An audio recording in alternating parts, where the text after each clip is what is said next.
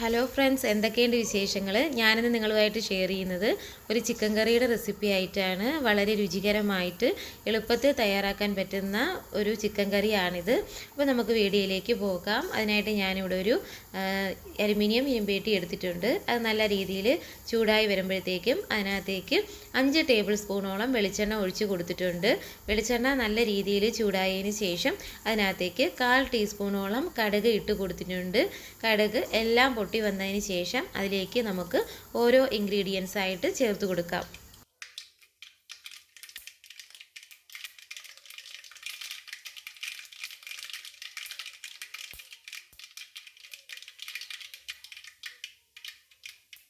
കടുകെല്ലാം പൊട്ടി വന്നിട്ടുണ്ട്. ഇനി ഇതിനകത്തേക്ക് നമുക്ക് 4 പച്ചമുളക് രണ്ടായിട്ട് കട്ട് ചെയ്ത് കൂടി ചേർത്ത് കൊടുക്കാം.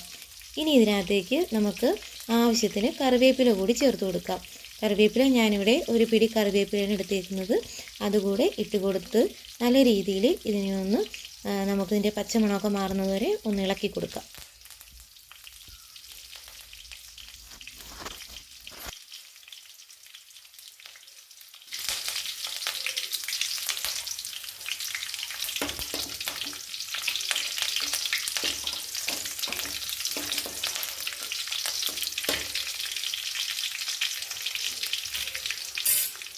പച്ചമുളകിൻ്റെയും കറിവേപ്പിലയുടെ ആ പച്ച മണമൊക്കെ ഒന്ന് മാറിയിട്ടുണ്ട്.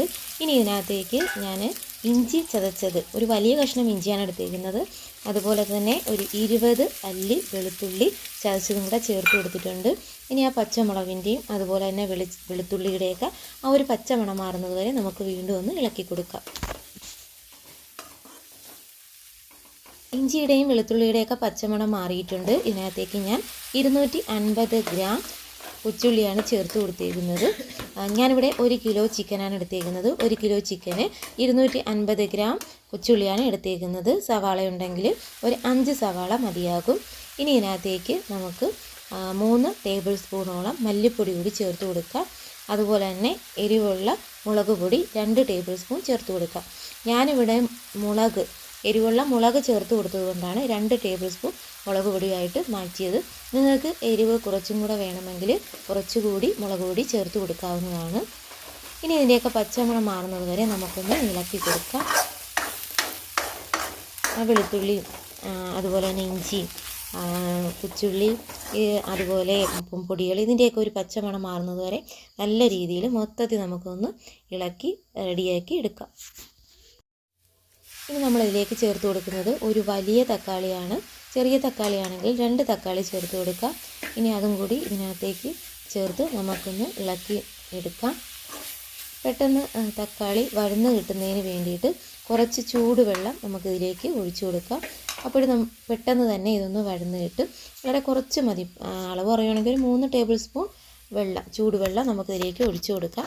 അപ്പോൾ നല്ല രീതിയിൽ തന്നെ തക്കാളിയും അരപ്പും എല്ലാം കൂടെ നല്ല രീതിയിൽ മിക്സ് ചെയ്ത് ഒന്ന് ജോയിനായിട്ട് വരും.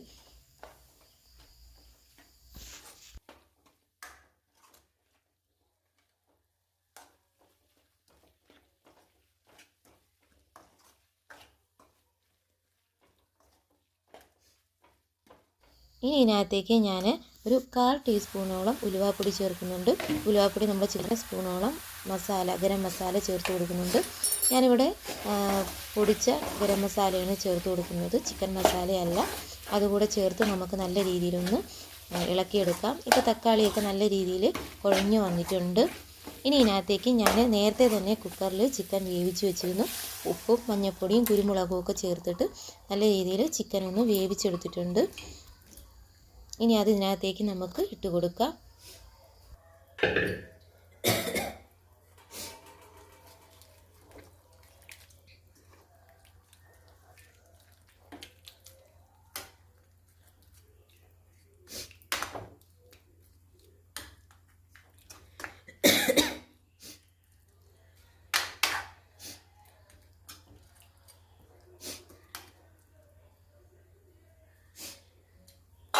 ആവശ്യമെങ്കിൽ കുറച്ച് ചൂടുവെള്ളം കൂടെ ഇതിനകത്തോട്ട് ഒഴിച്ചു കൊടുത്ത് നമുക്ക് അടച്ചു വെച്ച് വേവിച്ചെടുക്കാം.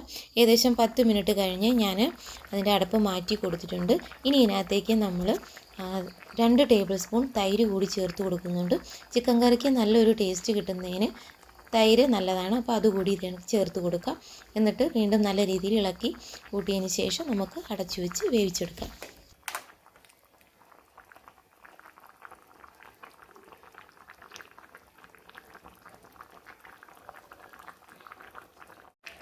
തൈരിൽ കിടന്നിട്ട് നമ്മുടെ ചിക്കൻ കറി നല്ല രീതിയിലൊന്ന് വെന്ത് കിട്ടിയിട്ടുണ്ട്. ഇനി ഇതിനകത്തേക്ക് ഞാൻ ആഡ് ചെയ്ത് കൊടുക്കുന്നത് ബദാം പരിപ്പ്, കശുവണ്ടി പരിപ്പ്, ഇത് മൂന്നും വെള്ളത്തിയിട്ട് കൂത്തിയതിന് ശേഷം നല്ല രീതിയിലൊന്ന് മിക്സിയിൽ അടിച്ചെടുത്തിട്ടാണ് ഞാൻ അതിനകത്തേക്ക് ചേർത്ത് കൊടുക്കുന്നത്.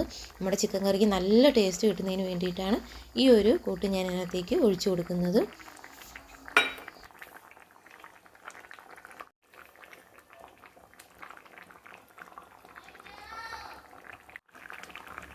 ചിക്കൻ കറി നല്ല രീതിയിൽ വെന്ത് ബദാം പരിപ്പും അതുപോലെ തന്നെ അണ്ടിപ്പരിപ്പും ഒക്കെ ചിക്കനിലും ഗ്രേവിയിലൊക്കെ പിടിച്ചിട്ട് നല്ല രീതിയിൽ വെന്ത് പറ്റി വന്നിട്ടുണ്ട്. ഇനി ഇതിനകത്തേക്ക് നമുക്ക് കുറച്ച് മല്ലിയില ആഡ് ചെയ്യാം. അത് ഓപ്ഷണലാണ്, നിങ്ങൾക്ക് താല്പര്യമുണ്ടെങ്കിൽ മാത്രം ആഡ് ചെയ്താൽ മതിയാവും.